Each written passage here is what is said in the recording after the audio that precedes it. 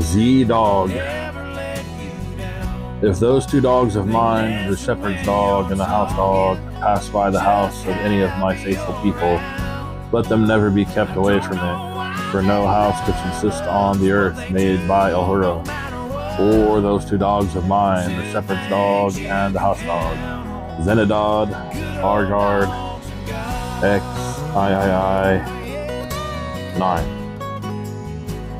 In the Moslem religion, the dog holds a special place of honor.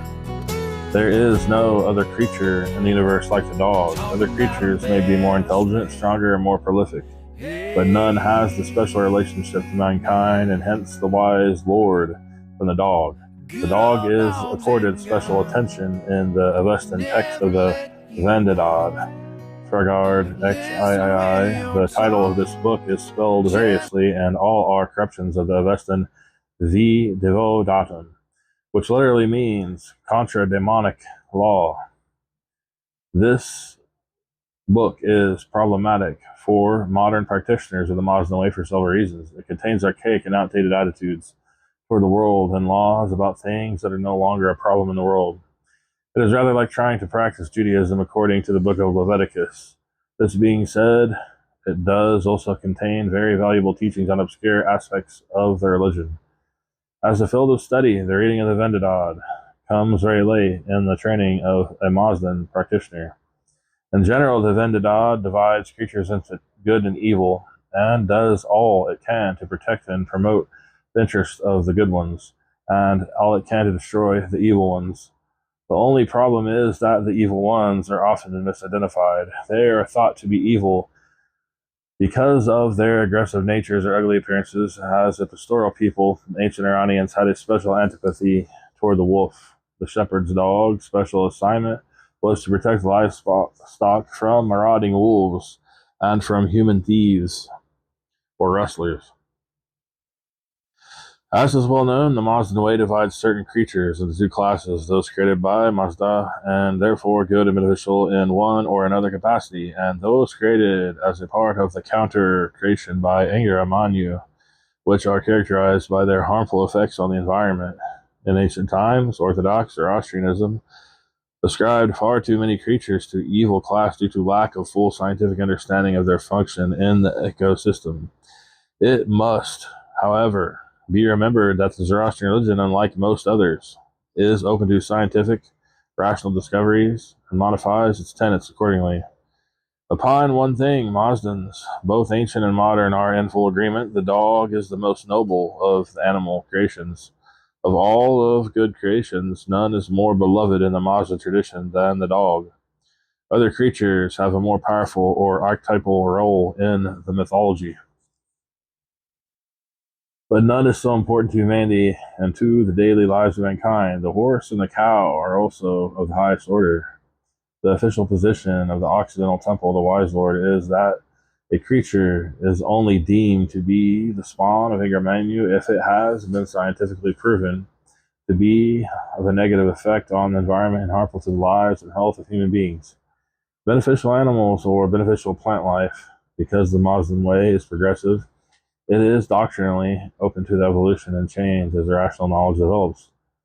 Our basic principles are those of 16 guideposts. There are, in fact, many harmful and useless creatures in the world: fire ants, fleas, ticks, etc. Some of the things that harm us are so small we cannot see them, viruses and such.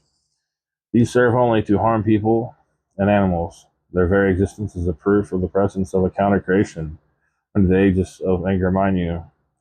It is a good deed to kill and cause the death of such vermin. There should be a scientific program to divide these pests and another program to eradicate them. But certainly all vermin which harm humans and dogs are hostile and in need of destruction. The dog held many roles in the lives of the ancient Zoroastrians. They were important to the economic lives of the people, and in that they protected man's livestock and property. They were important in war as war dogs, and religion for their symbolic value and special relationship to humanity. But also in funeral rites, the laws held out special provisions for dogs, and humans could be severely punished for causing harm to dogs. A folk etymology for the Persian word for dog, sog, derives it from the phrase sayik, one-third, because the dog was considered to be one-third human. There were three categories of dogs: shepherd dogs that patrolled and protected the land, house dogs that patrolled and protected the house, and vohunazga, who only lives to seek its own sustenance. This last type is a pet or companion dog, and also the kind of dog that roams from the house to house in the village. It is from the last group that dogs are selected to perform the sagdid at funeral rites. The ancient Iranians used dogs in their warfare and had what was called a sagi kazari, war dog. These would accompany men in battle. Presumably, these were large mastiff type dogs of the kind that can still be found in the mountainous regions of Iran. Their heads come up to the chest level of a man. In general, dog has special functions. It protects, warns, smites evildoers, is loyal, dependent on man, and man can depend on his dog. Like man, the dog is a cultural creature. It must be trained and enculturated to human society. In modern parlance, it must be socialized. This aspect of the creature proves its high spiritual quality and kinship to man. In Zoroastrian villages, there are often neighborhood dogs who are fed and cared for by the community at large. Food is saved for them from the family meals and given to them as a sort of sacrifice, and the family, it is customary to save the last bite of food for the family dog. The dog is an animal which obeys its master in a glad and joyous way. The dog actually derives pleasure from serving its master, and no other animal is oriented this way. This behavioral pattern shows the way in which man should relate to Ahura Mazda. To follow the precepts of their religion should give us pleasure, not just from the rewards we receive for doing so, but for the pure activity in and of itself. As we have seen, it was traditional in ancient times to think of the dog as part human. This belief may in fact stem from the archaic belief in reincarnation, in which humans who had not lived proper lives would be incarnated as dogs. It then becomes the community's task to treat them kindly, care for them, and train them well in order to prepare the souls for the new human incarnation. Their former bad behavior surely stemmed from unkind treatment, which they could not recover.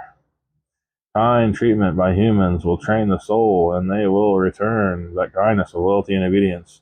In Zoroastrian funerary rites, a dog, preferably a four-eyed one, i.e., one that has two dots over its eyes, is led before the corpse of the deceased 3 times, and it lies awaiting its final disposition.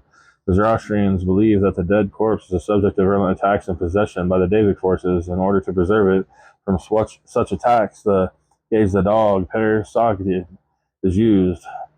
The dog views the body, and his eyes have the power to drive off any evil influence. The preferred type of dog for this service is four-eyed Volhu Nazga dog, a companion or vagrant dog. A dog or dog are also said to guard the Chinvat bridge over which the soul of the dead cross in being judged. The dog is important to Mazdan way, both ancient and modern. Most of the dog's practical usefulness is a thing of the past, although there continue to be many heroic dogs serving mankind in various capacities, including the newer and even more profoundly Mazdan function of being service dogs. But their spiritual role is undiminished.